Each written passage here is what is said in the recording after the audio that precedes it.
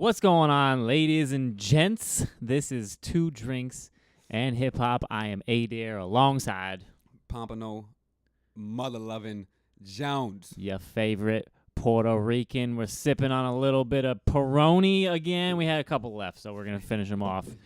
As always, check us out on all of our social media at Barhop Records. That's Facebook, Instagram, SoundCloud, and Twitter. His beer's foaming. Oh my God, that was His fucking. beer's I foaming. hate when that happens. God, that was gross. Sorry. And go to barhoprecords.com. And also, please subscribe to the channel to stay up to date on all of our videos. Yeah. Yes. It's a good Friday. I'm ready to have a party weekend. Nice. But, you know who else is ready to have a party weekend? The Thirsty Burglar. Fucking. Thirsty burglar.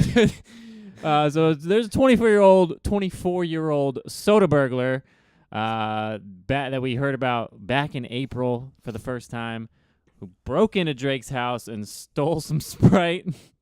And, she came back. She came back yesterday, told security she was on the list. I'm on the list. Check it. I don't know what list she's talking about. Drake wasn't even there. Yeah. I don't know. I'm the bitch who fucking steals all the drinks. So they told her, nah, you ain't on any list. Get the fuck out of here. She insisted. They called the cops. Cops came. She spit on the cops. She insisted that the security called the cops? No, she insisted that she was on the list. Oh. She was insisting that she was on the list, and when she wouldn't go away, security called the police. That's funny. She spit at him 3 different times, and then she got pepper sprayed and arrested. That's, bro. Fuck yeah. What is it? That's just so fucking weird and awkward. Well, I mean, when you're famous, I guess you can expect some weird things like this. I don't know, bro. I'd be fucking pressing charges. I don't want no one inside my fucking house drinking my Sprite when I'm not home. Hell no. First of all, she's just basically a super fan. Yeah. And crazy, and that's why she does these things. And she loves Drake, apparently. But what kind of even if you're a super fan, why are you going to break into his house and steal a Sprite? Yeah, like, I'm lost. I don't know. I think she's just crazy, and she really believes that she's supposed to be there. Like, I'm on the list. I'm supposed to be here. She might actually believe that. That is a fucking You know what strong I'm saying? possibility. And she's like, I'm owed this Sprite. I belong here. Call Champagne Poppy right now. But You either know I'm way, here. either way, she made another attempt. I don't know if she was going for another Sprite or some type of other beverage this time, but The Virginia Black. maybe she was going for some Virginia Black.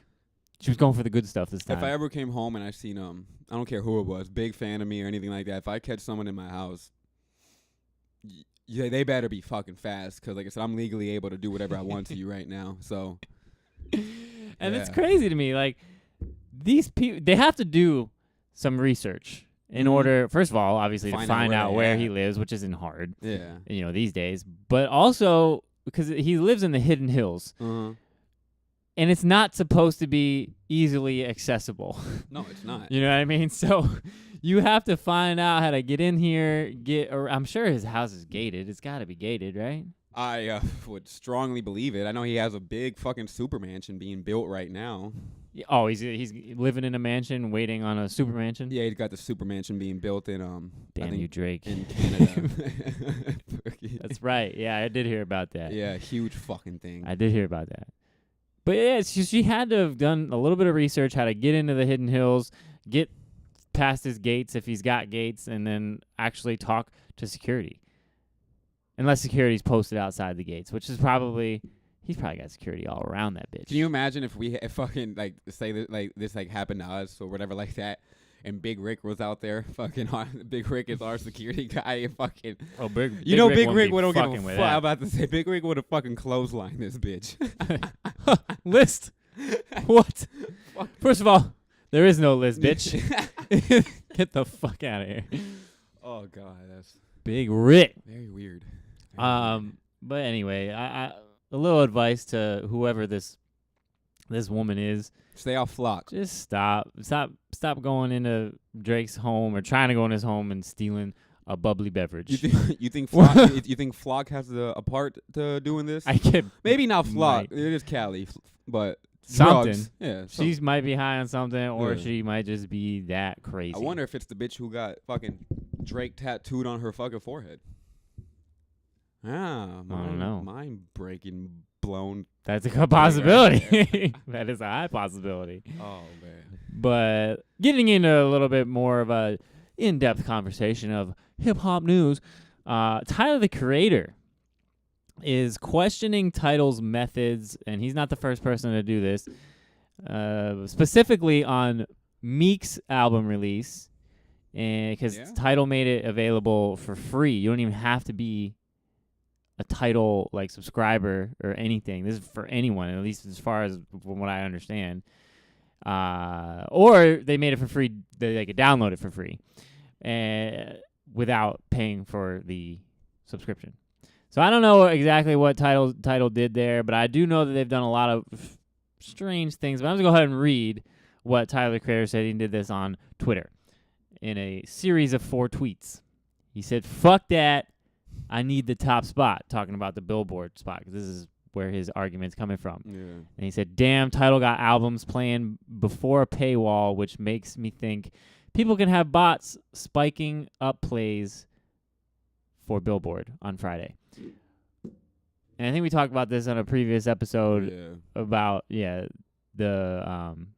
ticket sales for Jay-Z. Oh yeah, that was for Drake's OVO Fest. Yeah, about bots buying up stuff, and it works the same way in music. You have bots that just continuously play your shit on streams, and when it's available for free, they can do that.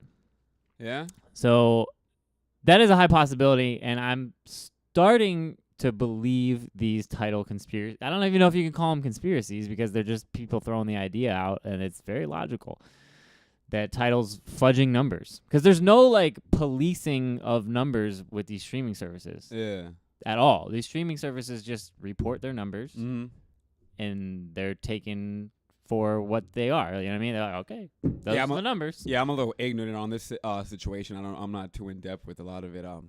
I heard you say Meek Mill's album.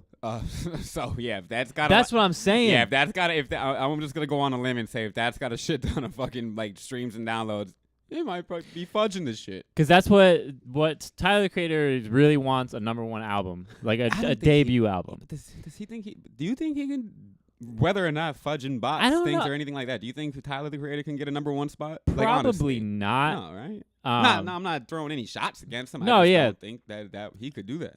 Maybe, I mean, maybe Tyler, the Creator's got a much larger fan base than I think. But he definitely has a huge fan base. I know that.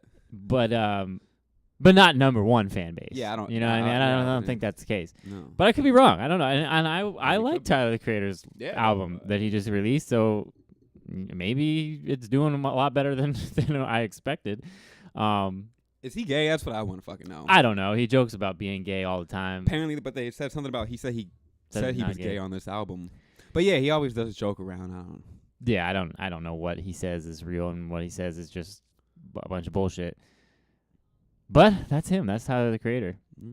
But either way, and that's where I really, really, really got a little skeptical about this, because if they're even talking about Meek Mill debuting at #1 when we know Meek Mill is not at that level anymore, at that status, nah. He debuted at #1? He didn't, yeah. Oh, and the numbers, because there's not the full first week numbers yet. I did see something to where he was, because it was dealing with. It was dealing with Tyler and him, and it said that Meek was on pace, I think. I don't know the exact numbers. I'm just going to say I think it was sell 50,000 units the first week, and Tyler was right above him at like 70. Yeah, 70. They were very units. close. Yeah. And that's why he's saying, like, he feels the Title's fudging this shit. I like Tyler a lot more. Call out Meek Mills. You know damn well that motherfucker ain't catching no #1. I don't know. I don't know. I don't know. I honestly feel like Lana Del Rey's album is probably gonna get #1, but Lana Del Rey's very amazing. She's probably deserves it. She's great. Yeah. But yeah. So Tyler, I feel you. I really do. Yeah, I feel him too. I feel you, because when you have no control over that, and especially when an artist is the top dog of a streaming service, you know what I mean? I don't know. Not that I don't trust Jay-Z in that aspect, but it's business. Why is That's it what just why is it just Tidal though? Like apparently having the was Tyler and Meek Mills like are they exclusively on Tidal or something? No. His Meek Mill's album is Everywhere. available Yeah. everywhere, but the fact that I don't know if Meek worked this out, with Tidal in order to get it. I'm sure he did. I don't think he's just giving away his album for free without them Yeah. or without him knowing. So he had to work that out, and I think it's just Tidal because there's just a lot of controversy over Tidal. There's a lot of unknown things about Tidal that are a little sketchy. You know what I mean? Because they're not doing well. You know what I mean? They're not doing well in subscribers, and those numbers are public in comparison to Apple Music or Spotify. And the numbers are just a little off. Like there's just something off about the numbers that they report. Yeah. I don't know. I hope they fucking figure that out and get Meek Mills not to be close to number one. I'm going to get PIA dares coming at you, Tidal. I'm going to find this shit out as quickly as I possibly can. Fucking private eye. But, yes, Tyler, I feel you. We're moving on. I do feel you, Tyler. Rick Ross. You're under the shadow again. What'd you say? Under the shadow, under the shade, getting a lot of shade thrown at him. So Rick Ross, a few days ago, made a comment on The Breakfast Club about not signing any female rappers. And I'm going to just read what he said, and then we'll follow up with the follow-up story. He said, I don't know. I always felt like I would end up fucking them and fucking up business. I'm so focused on my business. I got to be honest with you. She looking good, and I'm spending so much money on the photo shoots, I got to fuck a couple times. That's what he said. Yeah. See, now I could see where all the rabid feminists, like I said, are crawling out to get him, to piss him off and, get him in trouble and everything like that, only in the fact that I'm spending money on you part to where, like I said, all the crazy feminists would be like, just because you spend money doesn't mean that you could have sex with them. Yeah, absolutely true. I'm sure he wouldn't be raping her. She'd be willing to give it up. But like, I don't think he said anything wrong at all. I think he said, yeah, I don't have any female artists because I feel like I'd be fucking them. He's just saying what any real nigga would say and what any man would say. It's just, you know what I mean? I feel you. I agree halfway, and I disagree halfway. I agree in the sense that he's not doing these things, so there's nothing wrong here. You know what I mean? Yes, thank you. It's not like some woman came out with allegations that he pissed on her, did these things Giving or her did all herpes. these weird shit. He was just being honest. He even said it. I got to be honest. You know what I mean? He was just being honest with you of why he hasn't done that. So to me, I'm giving props to Rick Ross for, staying away from or not putting himself in a bad position. You know what I mean? And everything he said was true. That's what I'm saying. But I do understand also a little bit on where the flack is coming from, because I originally read the quote, just the first part about it would be fucking up business, and then when I read that I was like, what the fuck's wrong with that? Yeah. And then when he got into the whole, she looking good, I'm spending so much money on photo shoots, I gotta fuck a couple times. Yeah. Like, all right, I get it. That can be taken in a way where you might think he'd be taking advantage of someone just because he's spending money on them. And I get it. He said it, whatever. But again, I don't see there's anything wrong because he's not actually doing these things. Let me just tell this to all the women who think that was wrong. I've had numerous women, not that I do this on a daily or this is my plan, but I had a good amount of women who would, They worked at restaurants and all types of shit like that, and they'd come and bring me stuff and everything like that. And if I ain't fuck, shit was getting ended. You know what I mean? No more steaks. You know what I mean? Not like that. So yeah, I don't know. Moral of the story, I feel Rick Ross. I think he said what any real motherfucker should have said, and that it was a good thing to say because he was being 100% honest. If he would have said something. He could have said something else that wasn't sexual at all, and he would have got flack for that. He could have said something like, I just don't want to deal with a female artist right now. There's too much into that. He could have said that talk, in his mind talking about the whole sex thing, like, Right. I could end up fucking just say there's too much that goes in with the woman artist, and then you'd have all the fucking feminists coming out and be like, oh, he's a fucking sexist. Yeah, and he's all being types of shit sexist like against that. women. Yeah, blah, so blah, no matter blah. what, he would have caught Yeah. some flack.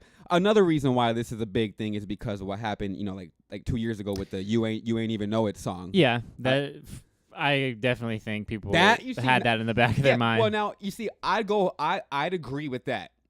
He fucked up on that one. He shouldn't have said anything like that. That was wrong to say. I'm totally agreeing with that. If you guys don't know what the line was in that song, he said, "I put Molly all in her drink. She ain't even know it." Yeah, Basically implying that that's rape. he put Molly in people's Yeah, drinks. it was, and it was gonna drugged happen. people, Yeah, drugged he said, women. she ain't even know it. He said, he said something else after that, which made it worse too. Yeah, I'd agree with all the media. That was wrong thing to say. I think he fucked up with his Reebok deal with that too. Ooh. Yeah, That hurts. Yeah, that hurts. right when that came out, they revoked his Reebok deal. He issued an apology and everything like that, but I can understand why they didn't reinstate him. You know what I mean? I'm a fair guy. I know what's right and what's wrong and everything like that. That right there, wrong. He got flack. He got fucked up, lost an endorsement deal. Yeah. He learned his lesson. He just said something now that I thought was a good thing to say, and he's catching more flack. I agree, and that's where, if anybody that knows me, I like political correctness and all this stuff. He does. But at the same time, you have to be realistic, and I also like people being honest. Yeah. You know what I mean? Like, say what you actually feel instead of making up some bullshit just to, get around answering questions or whatever. And as the world we live in these days, we live in a sensitive world. We all know this. Yeah. And it can definitely get way too sensitive sometimes. Yeah. And I again, like I said, I'm going to go with people got a little too sensitive on this one because he was being an honest guy. All he said was, and he even, that's where I want to go back and say it. He said, I got to be honest with you. This is what would happen if I signed a female artist. So again, I don't know. Rick Ross, I fuck with you. I fuck with that statement. Yeah, I don't think you said anything wrong, but like he said, he did issue an apology on a Facebook post, and it was basically mentioning that his mother and sister are like two of the biggest backbones in his company, and he's like, I don't have anything against women, blah blah blah. I don't know. I think the apology was unnecessary, but yeah, I whatever. think any apology is unnecessary for a thing. The only time he could have apologized and it would have been necessary was for the last time, and he did. But people get way too crazy, and you got to issue a fucking apology for every single thing nowadays. So it's just annoying. Yeah, that's true. Like I said, It's the problem with political correctness, though. Like, but you know that though. That's why you. But again, you don't. There's because there's extremists on both sides. You know what I mean? Yeah, There's people absolutely. that take political correctness and are like, oh my God, I can't believe he said that. Yeah. This is bullshit. Like, just, man up and take it. Like, just because he said something doesn't change your life. No. It didn't hurt you at all. You know what I mean? Like, I get it. There are certain things that you shouldn't say. Yeah. And leave that up to them. If they want to apologize, all right, go ahead. If not, then just don't fuck with them. Yeah, no, like I said, fuck it. It's just ridiculous. And just for people who, I just want to tell this to the people. Me and Adair have totally different political views. Totally way different. Fucking, yeah, way different. But as opposite as you could get. As opposite as you can get. You think our McGregor and Mayweather thing Yeah. is pretty fucking bad? This is worse. But we're both real, and we know we know the basics. So that's why we can do a show together and fucking be with each other a lot. That's why we've known each other for a long time and haven't killed each other yet. Yeah, no, absolutely. And that's what I'm saying. Like, you got to know when to separate, like, this political shit in real life. You know what I mean? Like, you can be, and that's the funny thing is, all of my best friends are on the opposite side of the political spectrum than me. You know what I mean? But I'm still very, very, very good friends with you guys because there's a lot. I know that there's a lot that I can learn from you. At the same time, but maybe there's something that I could teach you. You know what I mean? Absolutely. You just gotta coexist. Open mind. I feel like I'm promoting the bumper stickers. Coexist. But it's true. You do. You just live together, man. It's all right. That's all it is. It don't hurt nobody. It don't hurt nobody. But yeah, Rick Ross, I feel you. I feel you. Just be careful next time. I guess please you know. Be careful. But Don't yeah, be careful. I got to mention these couple things. I do want to congratulate Party Next Door and Rihanna. Really, mainly Party Next Door because he wrote the song, but Rihanna made it what it is for doing it. Yeah. Wild Thoughts. Mm-hmm. Another platinum plaque. Yeah. You see, For that shit. I like it. You know, because I seen it on Instagram. He had posted it and shouted her out, saying, "Congrats, bad girl, Riri, blah blah blah blah blah blah, and whatnot, and everything like that." But only thing about Party, I like Party. I know that he writes for everyone in the game and everything like that. I know most of the songs I hear are probably written by him, and I do like his personal, a good amount of his personal music that he sings. It's just weird because he does always get into his little slopes of not getting credit and wanting to be more of the. He's getting into his Kyrie Irving type of shit. You know what I mean? He wants to be the main guy, but then he keeps writing for people, which there's no problem with that. Write as much as you can for people. Get all those fucking royalty checks, my nigga. You fucking finna be banking. That's what I'm in the game for. I'm trying to be writing.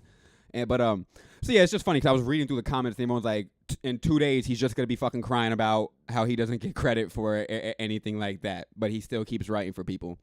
It's like a hit or miss. You can't win, Party. Just keep doing what you're doing. Make your own music, write for other people, collect royalty, collect platinum plaques. You're living the dream. That's by far the most best way to be in music entertainment, in my opinion. I would do anything in the world to be in Party's fucking position, to be able to put my own music out whenever. I don't even have to put out fucking anything, but everyone knows that I'm writing for these certain people.